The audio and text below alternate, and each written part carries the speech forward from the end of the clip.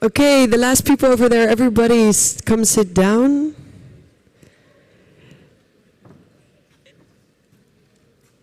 I want to thank you all for participating in this workshop. I walked around and I saw some really fast and cool sketches of new ideas for these buildings. So thank you for that. I hope you had fun. And I hope you are also curious about how these 4 architects did it themselves. So I want to ask Janne van Berlo to come forward to talk about the Innovation Powerhouse. Thank you. Yes.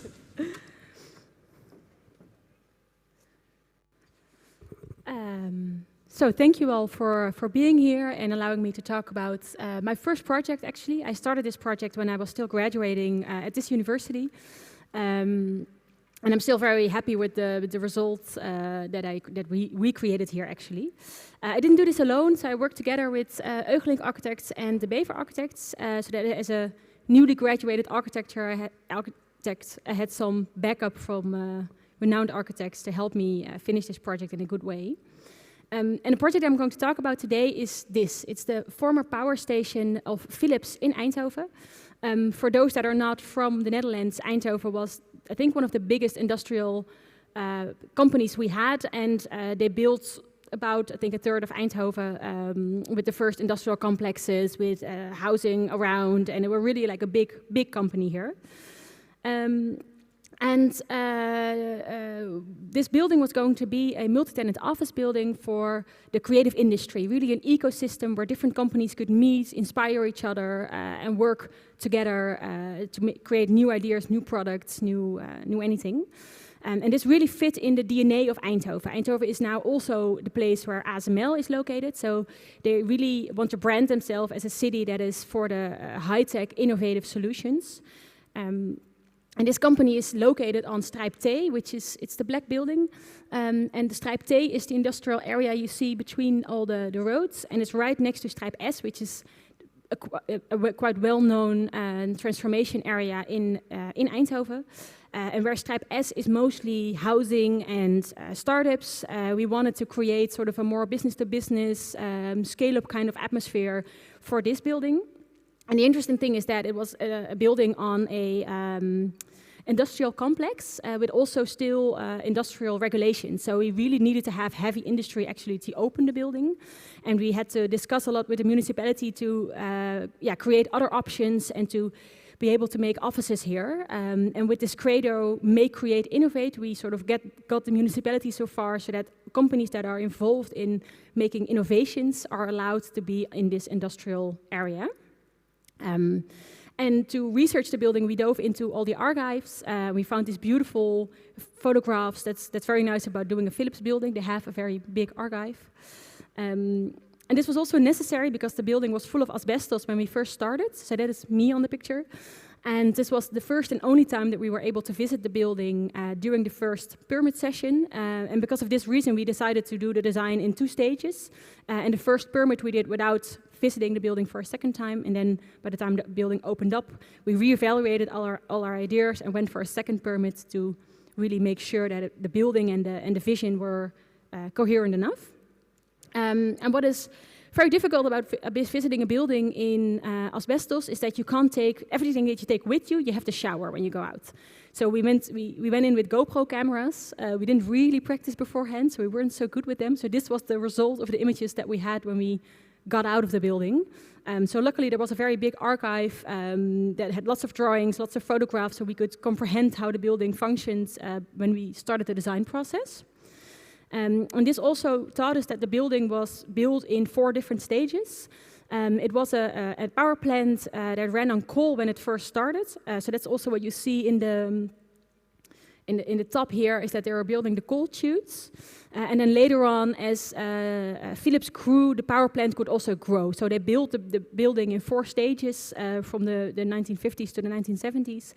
And along this time, also the production of energy changed. So it started as a coal power plant, and then oil, gas, and in the later stages, waste. And in the archives, we also find this beautiful drawing. Funny thing is that it's an architect that's not really an architect. It was just one of the engineers that worked there that designed this building and built it that way. And here you can see that the design was actually meant very symmetrical, but that the reality of the building was never finished like that. And this had to do with these changes in energy production. So you didn't need the cold chutes anymore, so you didn't need the high middle anymore. And in the later stages, it was an industrial functional building. They just built it as they had use for it. So they built it with a lower end here and left this in this sort of asymmetrical, abrupt way. And this was for us an inspiration to finish the building as it was intended to be, and to show also with a sort of steel outside structure what the new potential of the building was. That it had this new life and that it had this fifth stage, and that we wanted that it no longer was just a powerhouse, but it was really an innovative powerhouse. And this is the area where we put in an elevator, where we put in glass meeting rooms, where we put in outside spaces. It's also meant to be a garden. In this picture, it's not so much a garden yet. And the fire escape. And it also gave us some possibility at the back to do the same. So to really finish the building symmetrically and to get there some extra square meters to also make the project a little bit more closer to profitable. And as you can see here, we really made a difference between what was there and what was new, which we didn't do all the way through the building. So we really were meticulous about where we made what design choice and how we appropriated this combination between old and new. And here we decided to make big windows to show what was new and to sort of keep the rhythm of the original building and keep the roof trim and everything, but to really show what was new. But then later on in facades, you can see that we had different approaches. Sorry. So this is the original section, and you can see that there were only 2 floors. There was a ground floor and the first floor, and in between there were a lot of concrete columns because all the heavy industry machines had their own construction separate from the building, so that if a machine would shake, then the building wouldn't shake. And especially with the windows closed, it would really feel like a basement. And then if you compare it to the floors on top, they had like 8-meter high spaces or 12-meter high spaces. You could really, we started to talk about the basement and the first floor in the beginning. And that was also the main design challenge. Like where do you enter this building? How do you have this communal space for these companies? And how do you then open up towards the different companies? And how do you get daylight into this building? Because it had, of course, a dimension that really wasn't set for offices. We decided to move the entrance to the sides and to redesign also the outside landscape so people could find it, and then to create a square here in front and really use this high middle end as a sort of public street and as the heart of the building, which turned out like this. As you can see, we opened up multiple spaces to connect all the different floors. We opened up the roof so you could have this experience of the height of the 28 meters for once. And this is the local heart where all the different companies meet. And one of the reasons we did this is that we wanted to create this clear streets. Together with the client, we really went to all different kind of transformation projects, and you could see that in a lot of buildings, you sometimes, after turning 3 times left, you lose your way a little, and we really wanted to make this clear place where all the companies could meet each other. And therefore, this central hallway was the perfect solution. And you can see that if you open up these floors, that also the ground floor starts to feel less like a basement, but more like a very cool space. And it actually has beautiful offices now. And you could see that also on the back of the building, there are some floors that are higher than the central area that we made it, but they're still connected with daylight tubes, so that even if you're not attached to this central area, you're always sort of in connection with the other companies and always feeling that you're part of a bigger whole. And you can see here now what is the current section of the building. So we added a couple of floors. So here 3 floors, in the front 1 floor, and also here on top we added even floors. And what was very interesting is that all the students, when they started drawing, were very afraid to add floors or to add square meters, and a lot of ideas with table constructions and small offices. Really, everyone loved this open space. Which was very recognizable from the sort of detour we took as well. There wasn't an assignment with an amount of square meters, so it was really a search together with the owner of the building how much square meter they needed for a functional building, how much we thought we could make in this building, and together, the amount needed kept growing and growing. But also when we entered the building, we felt that it was more important to keep these central areas open up and push the floors towards the outsides. So we added the 3 floors, and here, for instance, we added them all in concrete with the wooden lining, so you can really not see the difference between the old floors and the new floors. I think it's in the next picture, which gives us this beautiful industrial feeling, so that we really had this idea that the industrial atmosphere was more important than being able to relate what was old and new. So a lot of the new things we did were still in line with the old design. And you can see here that one of the tenants, or a couple of tenants, actually really loved this idea of this central space where everyone could gather. And they also applied that within their own office. So this is a design office of about 2,000 square meters.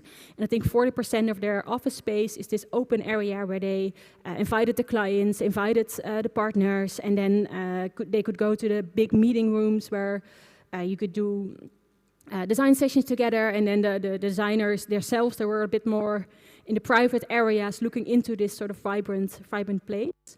And this was also the place to sort of trying to invite the city back into the building. The facade itself, it was in a very, very bad shape when we first arrived there. And you can really see, for instance, here at the back, it had this very interesting white lining with the steel that came through the brick. And on the front side, it had a more plain facade, and what was nice about the building was actually on the inside. So we really looked where can we isolate the building, and where does it have the least impact on the original character of the building. So this yellow facade we isolated on the inside, so you could still see the white lining of the steel on the outside. And the red facade we isolated on the inside. On the outside with a new brick, so that you could inside really see sort of the connection between the wall and the concrete was still there.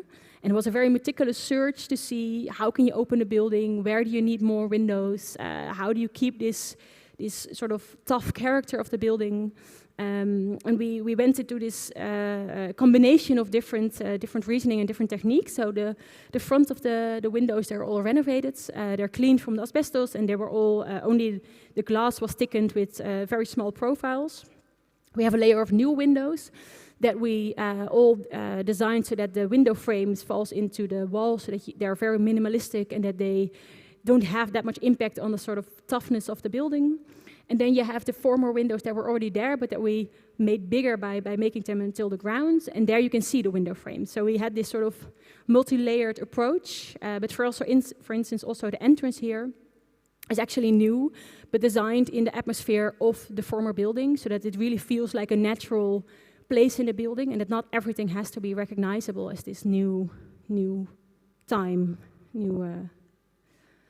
phase of the building.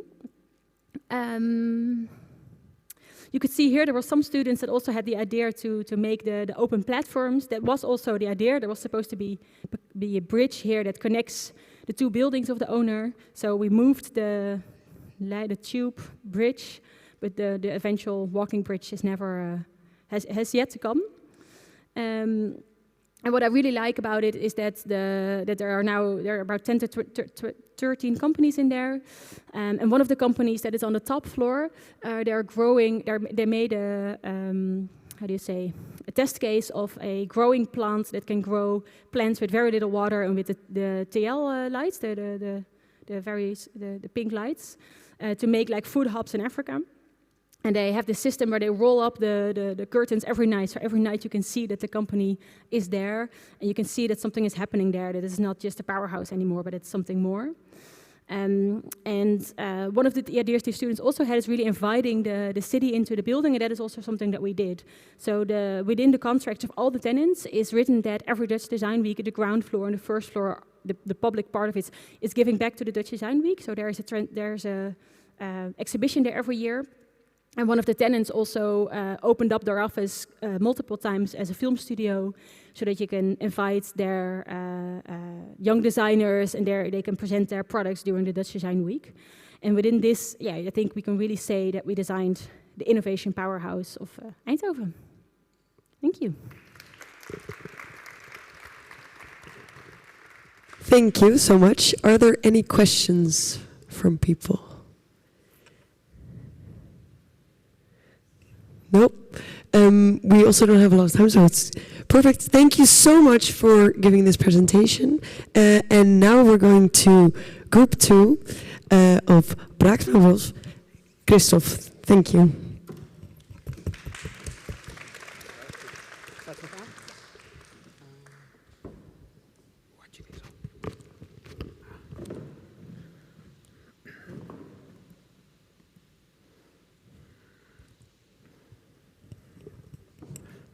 Thank you. Now, maybe I have to start with the other one. You had a very nice building, and we had a little bit, that's how we call it in Dutch, an ugly duck, een lelijk eendje. And we had a client who actually came to us and said, I want to demolish it, because I want to have a new office which fits the newest standards. But we convinced them actually to keep the building.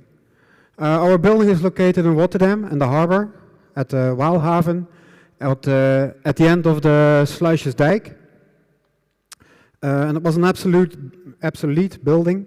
And it was bought by Royal Den Hartogh. It's a transport company who does logistics all over the world of bulk goods, so dry, bulk, liquid and gas, and these types of containers. And so I said already, the client actually told this ugly duckling, please demolish it. And we went there with him to look at it, walking through the building, actually convinced him to keep the building. But we could understand why he actually wanted to get rid of it, because during the years, a lot of transformations were done to the building, and you actually lost the view on the good structure and the high quality actually the building had. Here you see some facades. All the blue is actually what is added through the years, levels that were added, and that actually made the building quite chaotic to see. There's a nice courtyard in the middle, which surrounded all around with the offices. And inside there are some offices. Yeah, the emptiness already shows the story. We had some nice shed roofs, and that was actually the part where we could convince the client, imagine if this would be your office area, what would it be like to work here? And we had some storage areas. And actually after that, we convinced them, okay, let's make this building our Basecamp, like he called it. And it was a big challenge actually to do this. We started with some analyzing of the place, like I already told you, Sluisjesdijk. The red dot is where the building is situated. And we looked at the evolution, or actually how the harbor was developed. So it was actually, it started as a wetland, and slowly they started digging out the harbor. And on the right you see actually the latest situation with the harbor and all the different levels. Another element we had to work with is actually that it started out as a storage area for gas, for petroleum. So you know probably that the soil was very polluted and we could not dig into the ground. Here you see original picture from the building, from the sky, where not all the blue volumes were added, and there you see very clearly the structure and the original design intent. Also on the right you see the workers who worked on machines that would be installed later on ships or oil rigs all over the world. The current situation, and actually what we found out, or actually developed together with the client, is that this central courtyard had a lot of potential to develop as a central heart of the building, and we had a lot of views to the outside, and we want to really use this in the new development. And this development had to find the balance between the urban quality, the architectonic value, the cultural historic value, and also the spatial quality. How can we actually put these spaces back into use for a new office? And we started with a master plan, and that's actually quite funny, actually, when we were looking at what the teams found out today. We actually cut much more out of the building to really get back to the bare bone and actually the quality of the building. So all the wet areas we took out, also in the courtyard, to really find back the beginning of the building. From that on, we started working on the building. What is actually, how can we make it into a new office area? And therefore, we made this master plan where we actually said, okay, the right side is the part that we now develop, and the left side we keep actually for a second phase. And we're going to divide. We're going to use the courtyard as a green area where around we make the offices, restaurant, training center, and sport facilities. And we already laid the structure of all the circulations, so that for the future we know that we always can extend this building. This is the first, actually the first phase which we developed. I'm going to explain the floor plans more in the colored version. No, I'm going to first do this also in this one. You see the bottom left, actually the entrance of the Hartogh, their main entrance. They will use the right side next to the Maas as their office area. Here in the front, we actually made offices which can be rented out. And then the two big spaces will be the restaurant and the training facilities for them. If you look at the facades, what we had to do is demolish actually the full facade because of the asbestos that was in there, but also to make a facade which would be fulfilling the new requirements of thermal insulation. So we took off the full facade and we created a new facade which actually resembles the old facade. Therefore, we used 3 different materials, so concrete frames, black curtain walls, and also metal cladding, which we divided over the building to make a new composition which actually comes very close to the original composition. And this is the final result. So actually much more resembling the original building, where there's a combination of concrete frames and curtain wall systems. A little zoom in, where you see the main entrance of Den Hartogh, the office areas, along the Maas, and on the Sluisjesdijk, which we give another appearance, also expressing what is happening inside as a training facility. Besides the building, we also developed the surrounding landscape, the terrain, with a new parking lot, and also the water edge, which we added a lot of green, which actually invites you to enter the building, and also once when you enter the building, you see the green courtyard on the inside. It was a big challenge actually to find places where we could put the trees, because in the areas with the high pollution we could not put trees. But still we managed actually to add a lot of green to the building. And also this green actually fits into the atmosphere of the harbor. We did it together with Bureau Hartogh from Arnhem to find this green plan, which actually fits very well in the area.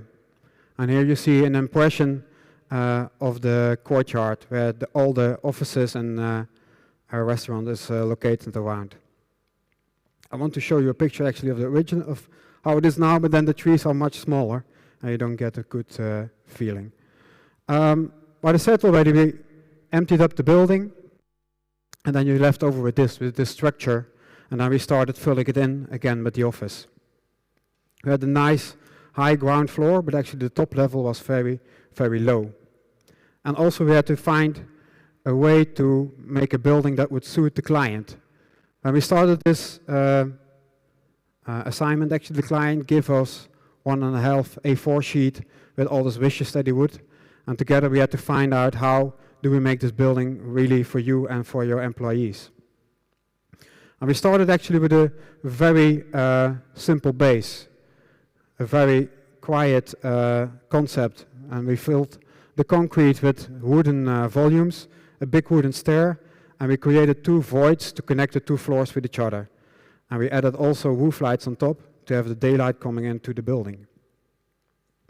And then we added the special places where the people could meet each other and start a community, because that is actually what he wanted, a place where you can work and have a community. All the meeting rooms have their own identity, and so actually choose a meeting room that fits the purpose of the meeting. And like I said already, that created the base, the place for business and the base for community. And it's quite difficult to say in English, but the client always said he was very hard on the content, so hard op de inhoud, and soft on the relationship. So we wanted to have a very hard business, but also a good community with his workers and also with the clients. And actually zooming in on the part that we made for Den Hartogh, you see the main entrance.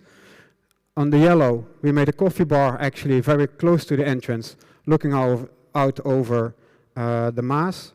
And actually from there you walk into this office area where we also created a green garden and a large staircase. All the desks near to the windows. Then I have to go up. Also on the upper floors, offices, and on the top floor we have the boardroom and the special sky bar, which actually has a view over the harbor further away. You see it also in the section. You see the two voids that we created, also with the roof lights on top, and the combination of concrete and wood, which is the base. I'm going to show you some pictures from the construction. Actually, the building is just recently finished 2 weeks ago. So you see on the left the existing facade, the demolished in the middle, and the new facade coming up on the right. You see the building cleaned and also how it gets developed. And the nice thing is also we had a thinking tank inside, but the tank already had to go in before the facade was closed. So it was there already from day one inside and later on filled in. And here's some pictures actually from now. So you see the tank found its place. We have a garden, we have the staircases and all the working places. And we even looked at the smaller details of this meeting room, where also the fill is cut in the shape of the ISO tanks to see really the identity of Den Hartogh. And to finish off actually the facade, the pity is that all the sun shading is down, so it doesn't look as open as it is. But this is now actually the entrance of Den Hartogh Basecamp. That's it. Thank you for explaining it. We're on to the next one, the Church of Nima. I want to welcome you to the stage. Thank you.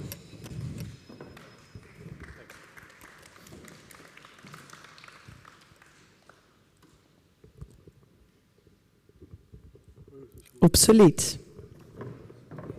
Good luck. Hello. Hello.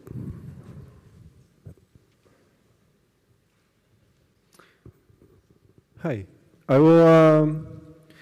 I'll try to share the two lessons that I learned with this project in the past 7 years that I've been working on it. I'll skip this part. We already had an introduction.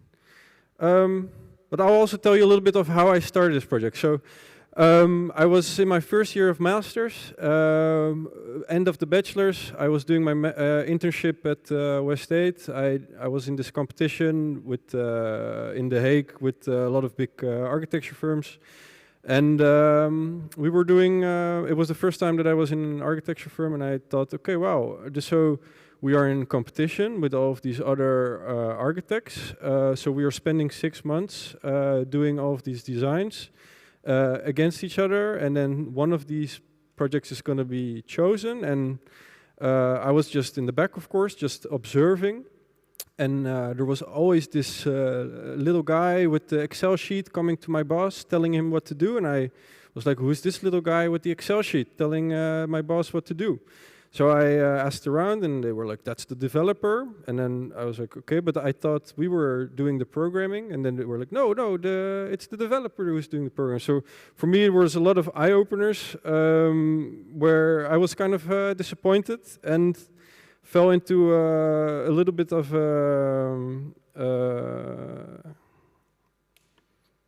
oh, the presentation is slow. I fell a little bit into a black hole where I was very demotivated and thought, well, is this the way we're going to do architecture the rest of our lives? And I was thinking a lot about, and this was of course a very narrow view of my first impressions of how this way of architecture is being made. And then I thought, can I not think of something during my master's that I can do something myself? So, and then I cannot say in a religious way, but I sort of found God, and God sort of found me in this moment, where I found this research where I saw that 7,000 churches, which we have in the Netherlands, a lot of them are empty. 600 were vacant at the time. This was 10 years ago, and then with every 2 weeks or every week, 2 churches emptied out. So I was like, oh, well, maybe this can be a project where I can be the developer and I can decide what to do. And this was sort of my thought during this first, during my master's. And then I saw this actually right next to the previous presentation, right next to /Stijk, there's Heijplaat, and I found that there was this church for sale there. So I called up the owner, which was a housing corporation, and it seemed that they really wanted to get rid of this church. So I bought it, and then I thought, okay, well, this will be my project the coming few years. Of course, the next step would be to design something, but well, I didn't have any money then, so I decided to go and live there myself. I put up a couple of tents. I called up a few friends of mine, and because we were all studying here in Delft, we all went to live there and live in the project, which was not yet defined what it was going to be other than housing. So we were building a bathroom, and we were building a kitchen and a bedroom, and we made this little urban scheme within this church where we said, you will have your box there, and you will have your box there, and then everyone will design their own box. And although it was very hard at the beginning, also even to buy this church and everything, things were going pretty well. Until suspense.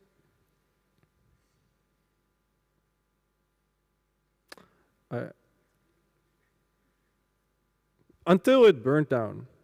So we lost all of our stuff, and it was this crazy, tragic event where I think I cried for 2 years, and that's why my master's took a bit longer than I expected. But first the crying came, and then all of Rotterdam, of course, knew about this fire.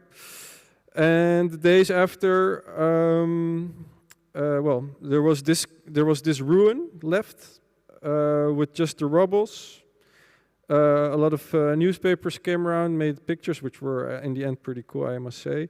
But then I was reminded at one point after a lot of reflection that of this Bernard Tschumi quote, which said, "To really appreciate architecture, you may even need to commit a murder." And there was this right after the fire. The church was empty for 9 to 10 years. Nothing happened. I was under the impression no one cared about this church anymore. So, but after the fire, a lot of people came to me. Hey, I was baptized here. Hey, when my child was born, we had a party here. We did our wedding here. Blah.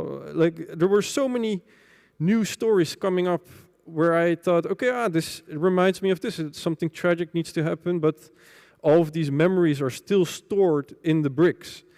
And one more question that came across a lot of times was, is this project listed? Because, or is it a monument, as we would say in the Netherlands?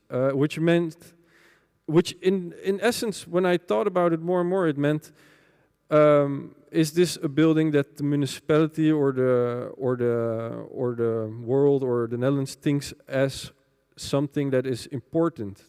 And then I had this moment where I felt the need to dissect monumentality into a few categories to really understand what am I preserving, why am I preserving this, and am I going to go all the way to keep this ruin into this next phase of this project. So if I would have the most ordinary brick available and I would put it here, then one could say, well, it's just an ordinary brick and it doesn't mean anything. But if I would do a little dance around this ordinary brick, this brick would already maybe have some sort of a value because a certain event happened around that brick, but the brick itself is not that special. So in my head, I had to dissect it into a sort of a spatial monumentality, which is how cool is this brick in aesthetics, and I made this distinction between social monumentality, which was more about the events that occurred prior, or maybe it was this dance or whatever. And on the day of my graduation, the Notre Dame burned down too, and then I saw this relation where I saw the exact same thing happen, and sort of confirmed for me that was my first big lesson, that that although something might not be the most beautiful thing, it still can hold a certain type of monumentality. So that was lesson one.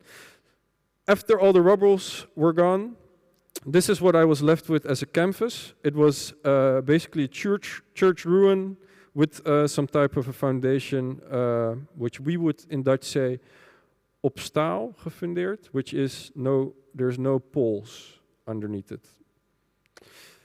And what continued happening was that I was getting phone calls from musicians and other artists that were really drawn to this church, like a death metal band and a classical musical guy, and there were other musicians coming in. So I really used this time to learn more about this space through the temporary events that would take place there.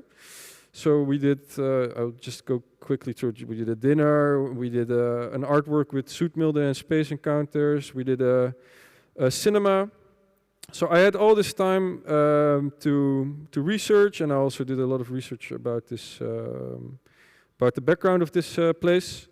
And of course, at the same time, did 200 design iterations and volume studies, and every time I would go through a new design, I would do something that I admired. For example, I tried out a Hartogh type of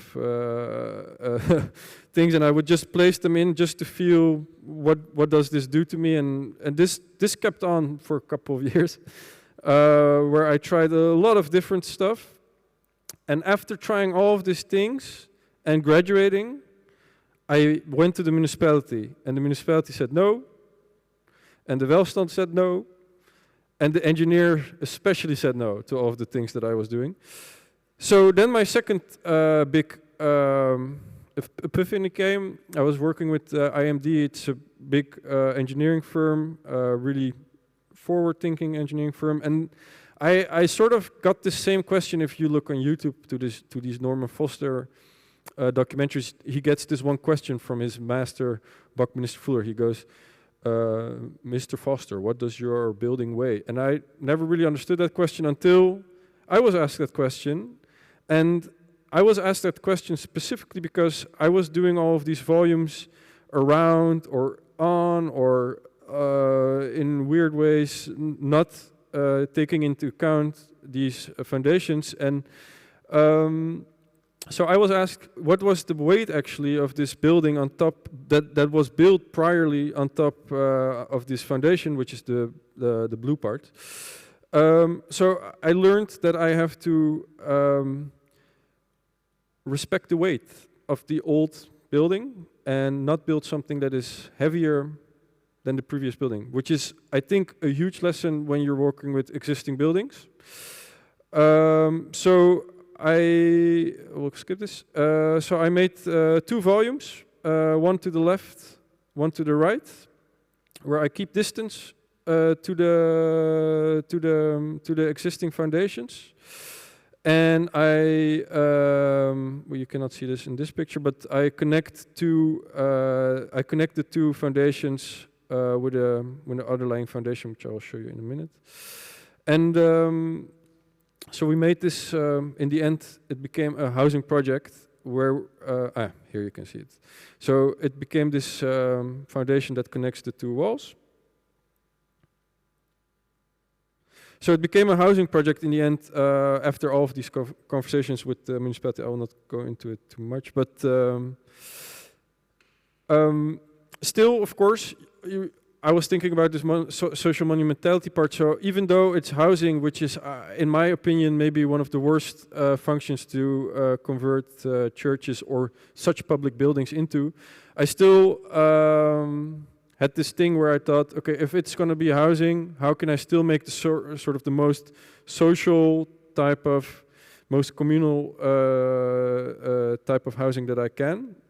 So this is why these two volumes are directed to each other, and why, well, they have a communal garden in the middle. These were the renders that I made a couple of years ago.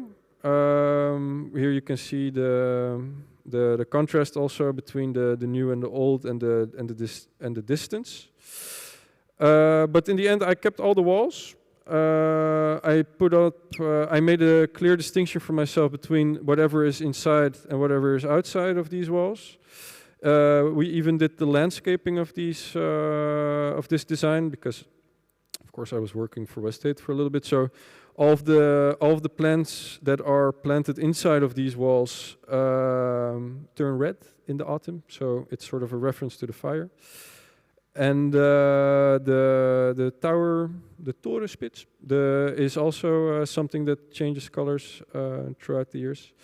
And then, so this is the way I presented it to you. And which was really cool to see, by the way, what you guys did with it. And right now it's being built and it's being constructed. So the foundations are finished right now. And as I said before, the foundations are in concrete, but everything on top of these concrete foundations will be very light in wood, in timber construction, so that it will resemble the previous weight of the previous building. And last week, it became listed as a monument by the mayor of Rotterdam, because it is becoming a beautiful building.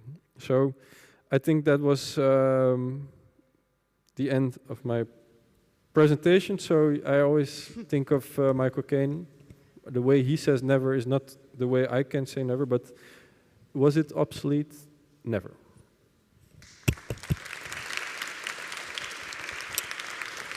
Thank you, Nima. Now on to our final presentation of the place where we're going afterwards. Thank you again, and I agree, it was never obsolete.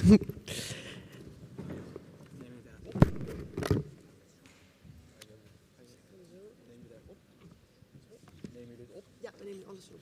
Is dat oké? Ja, dat is goed. Ik doe meer van de microfoon niet op.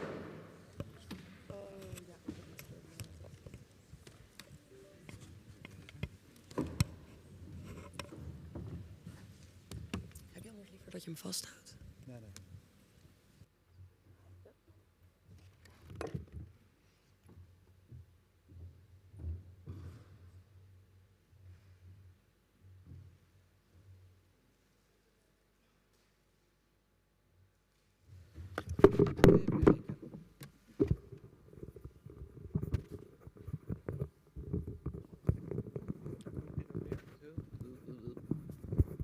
Zoiets?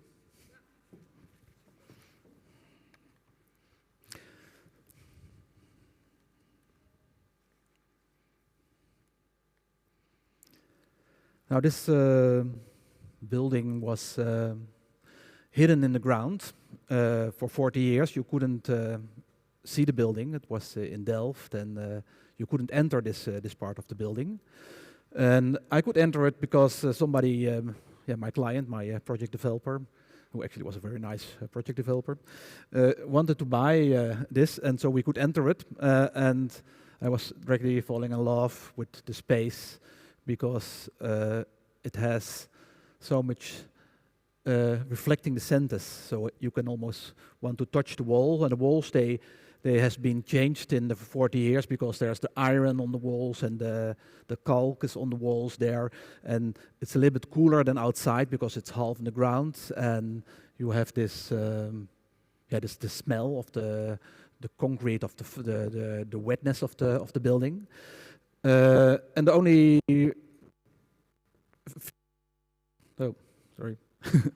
is that it has an extremely bad acoustics. So it's a little bit like this space. So it here also was a very bad acoustics, I think. So when I was there, it's so much repeating the acoustics. And here it's so extreme, I've never seen that it's going totally around the acoustics. It's making all the time circles. So if you're in the space and you're saying something, you hear yourself about 10 minutes, or about 2 minutes later. So you think that there are a lot of other people in the space. So my feeling is always that architecture is about feeling. So it's not about concept, or it's not about. It's very much about how people feel in the building. So how is it? How is the building according to your feelings? What does it do with you? A beautiful building is a building where you've been and you think, oh wow, this was very beautiful, but not it's a very great concept, or how this architect thought about it. You know, it has something to do with your senses. You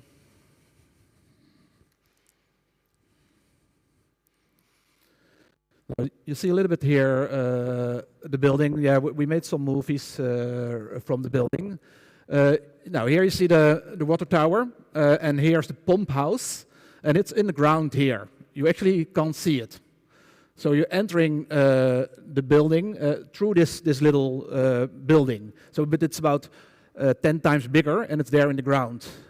So and it's in a little bit in a hill. It's half in the ground, and if you go around it, you don't know what. This is actually the project developer who came in, and now you have to enter it, and there are different kind of senses. So like the senses of the light and the senses of the darkness into it, and you slowly go into the building. So here you can see here actually the building what's under here. So there are all trees around it, and that makes that if you're there, that you have the feeling that you are in the middle of a wood, or if you are on the roof of the water chiller. Now the water chiller is a space where they put water in. So formerly they made the drinking water in the dunes, and in the dunes they pumping the water in, and they filtering the water, and it gets into the water tower, and the water tower gives the pressure for all the water what's used in Delft. And then they needed some more water, so they made this cellar. You call it a Rijnwaterkelder, a clean water chiller, and there you can put the clean water in. But after 40 years, or 40 years ago, they changed it, and they didn't use it anymore, and they only used pumps for giving the pressure on the water, so it has no function anymore. So the water tower itself changed in functions, so they made a kind of space from it where there are meeting space in there and where you can have a bar on the top. But the chiller, where we talk about here, had no function. If you're seeing the situation, it's on the side of the old town. This is the old town, and this is Noordeinde, and it's one of the main channels. And you see it laying here at the end, the building. And historically, it's the area there was for protection of the town. It was one of the places where the military were standing. And then after some time, they changed it into a park. And this park was going all over around. And here you see the water tower on the end of the park. But then there came some connections from the traffic in it, and it's cut off of this park. Here you see it in times. Here you see the hill where under is the cellar, and there were some little trees on it, and slowly it was growing inside many trees, like it is a kind of wood. You see it built. It's a beautiful how to build it. If you're in the cellar, you think that it's iron, but actually it's concrete. But it's just so much attached by When we saw it, it was totally abandoned, but they didn't do so much with it. So we could use the building as much as how it was. So we thought also we shouldn't change it too much because it's so much beautiful like it is. Now we thought with the client, so what can we do in it? He wanted to buy it because he was living nearby, but there was not really a function for it on that moment. He wanted to use the water tower for office spaces and for meeting spaces. He was thinking about a horeca, so a restaurant there, because you have this beautiful outside space above the cellar. And the cellar, then we got this kind of contact from him who wants to make a museum about ecological, so an art museum, and he was searching for a space for that. And we had this feeling, okay, we can't do so much with it because it's a monument and we can't cut the monument, we can't bring light into the monument. But if you have an exhibition space who mostly has objects or has presentations, then we can maybe use it as much as possible like it is now. Now here you see then how it was. It's a very strange, so this is the little building, what you see here. And this is the thing what's under the ground. And if you see it under the ground, the water goes in and out, and they pump it out. So the level of the water, so the level of the floors, they are not equal. It's another horizontal floor in it. And we didn't want to make any cuts into the building itself. We thought, okay, it's a monument, so you should try to leave the hill as much as possible not changed. So we wanted to make all the things what we need inside the pump house, in the small house in there. Now this is the sketch. So I was talking about sketching. So actually, what I do for the project developer is to. So mostly our projects are much bigger, but for him I always make kind of sketches for buildings he maybe wants to buy. So I make a sketch, and then we think about it, and then sometimes he buys them or not. So here is the sketch. Okay, what if we then inside the existing building, trying to solve all the connections there, because we have to go down into the cellar. We have to be an elevator for handicaps, because it's all public money what's used for the exhibitions there.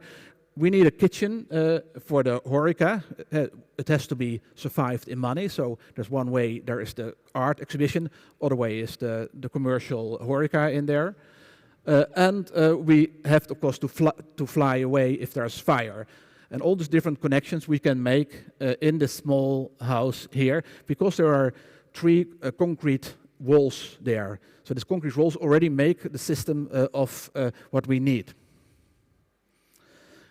Now on the top we added a glass box. It's still not there. It's a very hard process with the government in getting the permission. So the permission is in 3 reasons. So first the commission was for the exhibition space, then for the monument, and the last permission we hope to get for the glass box what's above it.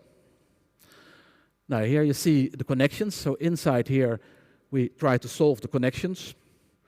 And this is kind of to get an idea about the project. Then what we did is actually not so much. We make all the connections in here, and we make 2 doors. And because of the 2 doors, you can walk around here. You come back in here, there, and we have 2 different spaces here. We can use as separate spaces, and then you walk down here, go down here, go down here, and we go down in there. And we have some of the spaces what we can use here for.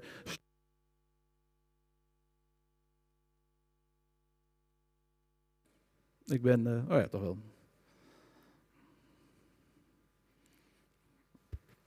Now the difficulty is in here. You see here the section, and everything has to be solved in there. But you can't enter the cellar because it's a little bit too low. So we had to make it a little bit higher, the floor inside the pump house, to make all the connections in this small place.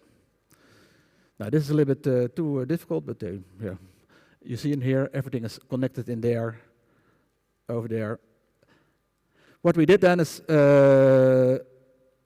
how can we not let the building be as much as possible the building what it is now. And the building itself is quite busy. So all the walls, they have this arches.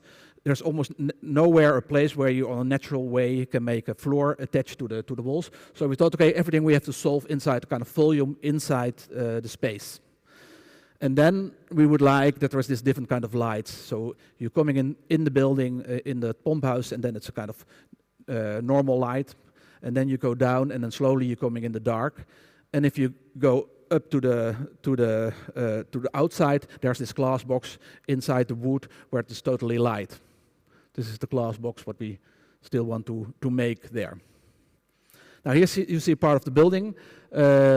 We take away some parts here. We lift the floor. Because we lift the floor, we can go in here with the elevator, with the stairs down and with the stairs up. The level is going to be on the same level as outside. Here you see what is there. So it's the box inside the space. You're entering here inside the basement. And this basement is actually not so much different as it was, but still, of course, we did a lot of things in there. We needed to make all electricity, all heating in it. It's very low heated, but everything is arranged in the floor. We hired the floor. We made the floor a little bit higher, so everybody can sit on here. And under the bench, we make all the systems of installations what we need. And we made acoustic ceilings, and at the end of every space there is an acoustic panel, so the sound doesn't go around, but the sound always stops at the end. Here you see the effect of it sitting there. It's nice that there have been now about 5 different exhibitions, and I was always kind of afraid about that the exhibitions, that space is too extreme for exhibitions, because it's round and because the walls are not at all white box. But what you see if you're there, that's always kind of interesting, blurring. It's very often goes about organic themes. So, and it has something to do with the walls then. I always, if I'm there, I always touching the walls. But if I see people who are the clients of the museum, of the art center, then they always look at the exhibition, and sometimes they touch the walls in it. Here you see one of the cuts. We made just 2 cuts to make the whole system work down there. Now you have all kind of different kind of ways, of course, they make the exhibitions in there. I like them always very empty, but sometimes they are very busy. What we actually do is only make a light strip at the top. From there, also the beamers can be connected, and the light under here. And this together makes a kind of the feeling of the use of the building. Now it's a very nice place to have a party. So also for you this evening, you go there. I believe mostly you will be in the tower. We had there the party of when we were for 25 years. We had our office in there, and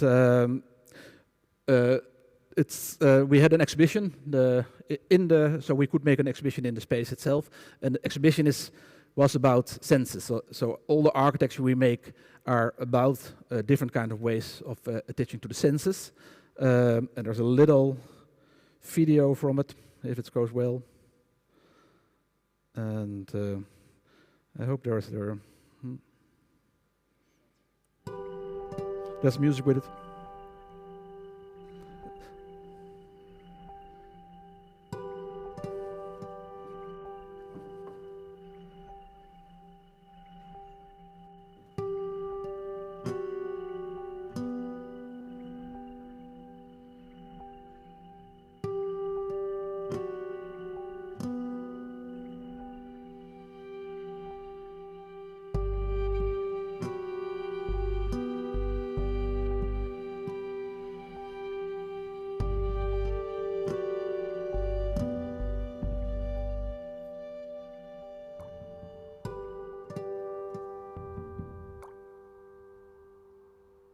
Thank you. Thank you so much, Robert. And I would like one big applause for all 4 architects for doing the workshop and giving the presentations. Now for everybody, we have a little bit more than 30 minutes for a break. I know it's been an intensive afternoon, but I hope you learned a lot, got new insights, and take a break, take a rest.